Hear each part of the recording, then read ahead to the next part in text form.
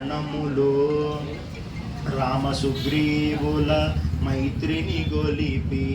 రాజపదవి సుగ్రీవున నిలిపి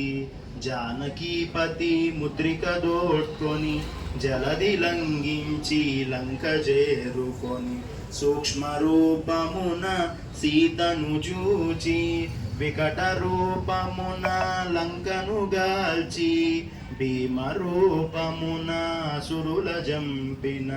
రామ కార్యమును సఫలము చేసిన శ్రీ హనుమాను గురుదేవు చరణములు ఇహ పరసాధక శరణములు సీత జాడగని వచ్చిన నినుగని శ్రీ రఘువీరుడు కౌగిట నినుగొని శాస్త్రరీతుల